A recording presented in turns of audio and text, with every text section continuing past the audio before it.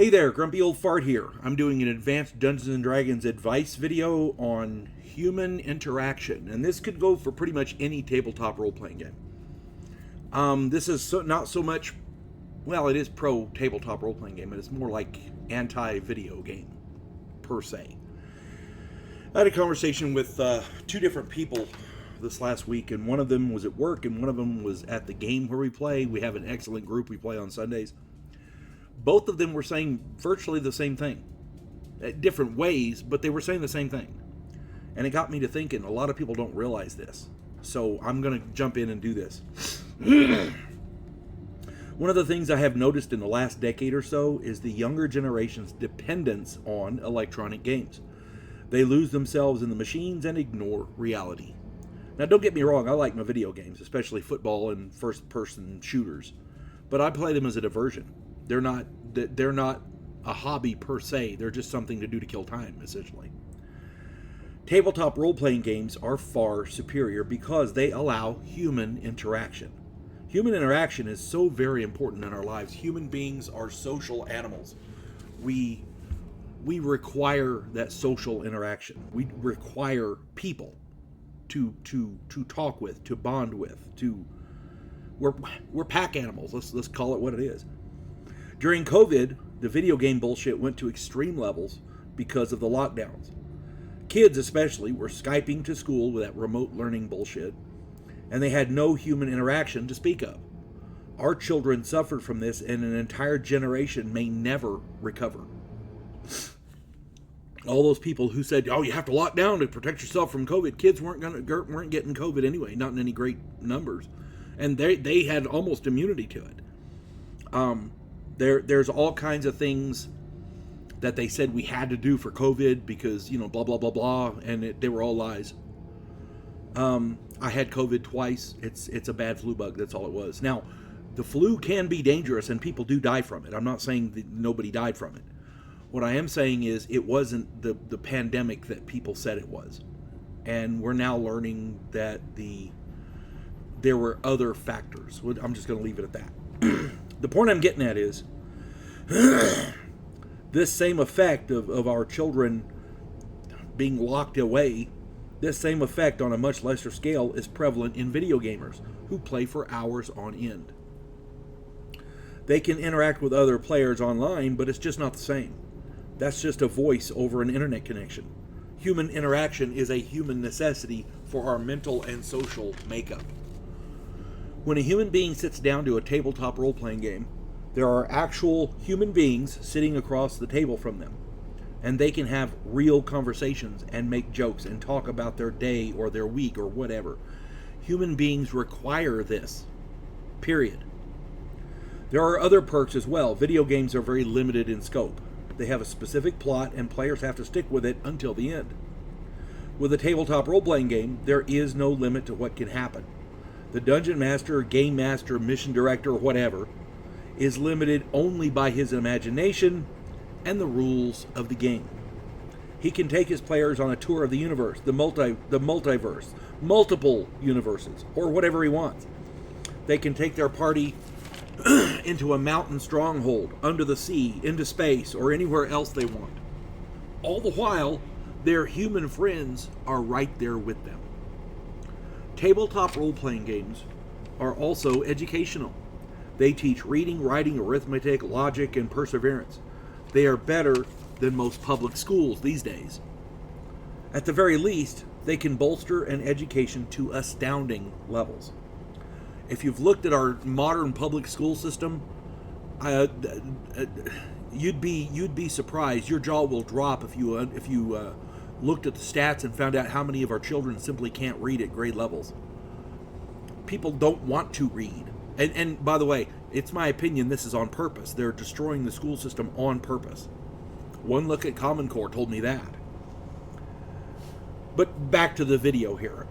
Again, alongside human beings is a better way to learn. It's better to learn while you have other people around you. There's a significant social advantage there. And it's not just tabletop role-playing games are fun. because you get to step outside of reality and go and do things in your fantasy world. By the same token, you have to be able to read. You have to be able to write. You have to use logic.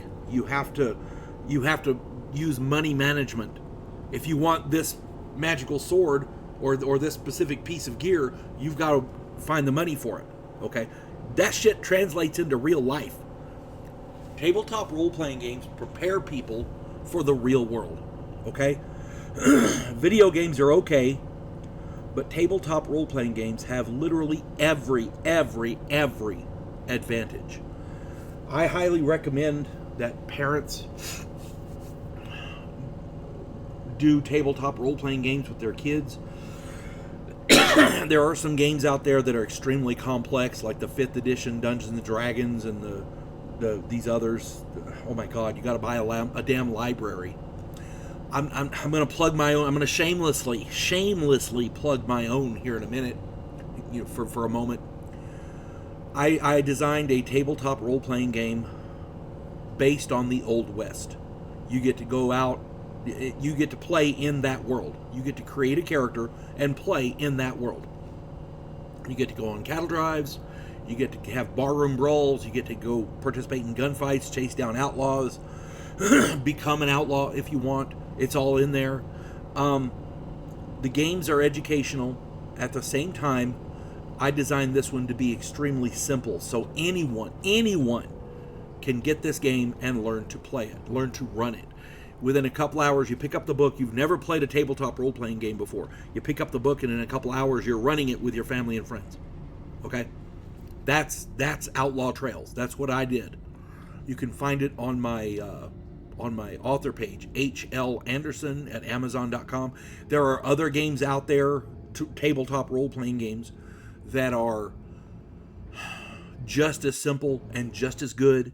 I'm not the only one. There are gamers out there who are designing stuff like this for players, and they're designed specifically for new game masters. The game master is the person that runs the game. They set up the adventure. They run the bad guys. Anything that's not a player character is run by the dungeon master, the game master, the mission director, what depending on the game you're playing. It's called different things. Game master is a good general term. However, the gist of the matter is, when you have a choice between a video game or a tabletop role-playing game, video games these days can be pornographic. They can be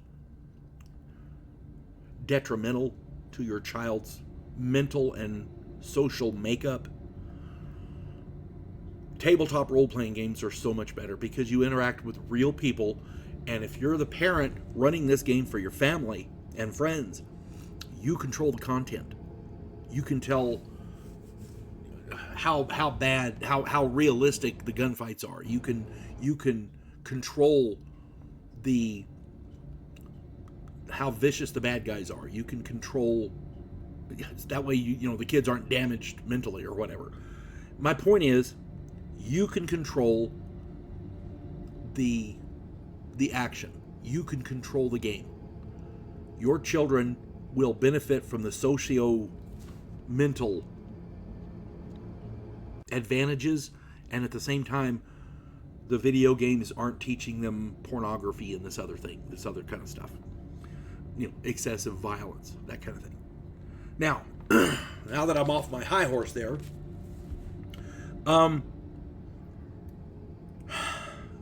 the two friends that talked to me, one at the game and one at work, they said the exact same thing, and they're absolutely correct. This is not just a gaming thing. This happens all throughout our world. The kids are checking out because they were taught to do so during the COVID lockdowns. Tabletop role-playing is a good way to get them out of that. And they're really fun, so, Anyway, that's all I got for this one. If you enjoy my content, it would really help me out if you could hit the like button, subscribe to my channel, share my content on all of your social media platforms, and post a comment or two. Remember, I welcome your comments, even if you disagree with me. And check me out over on Rumble for my political commentary and weekly current events. And if you enjoy a good book, check out my author page on Amazon.com. My pen name is H.L. Anderson. You can find all of my books there, including the 3 that are shown here, Drifters, Drifters 2, and Drifters 3. It is a fantasy western. I used to call it a science fiction western, but it's got a lot more in there than science fiction. At its heart, it's a shoot-'em-up fist-fighting western, but it's got everything from mythology to magic to monsters to alchemy, Egyptian necromancy. Everything except for aliens and spaceships is in there. So in alternate dimensions, everything's in there. So if you get a chance, check them out. My author page is H.L. Anderson. You can find Outlaw Trails there as well, the tabletop role-playing game of the Old West that I talked about. It's there. But that's all I got for this one. I hope everybody has a wonderful, wonderful holiday season, and Merry Christmas to you. And if you get the chance, check out Outlaw Trails or any other tabletop role-playing game. It's much better for your kids, I guarantee you. Hope this finds everybody well. You folks have a good one. God bless one and all.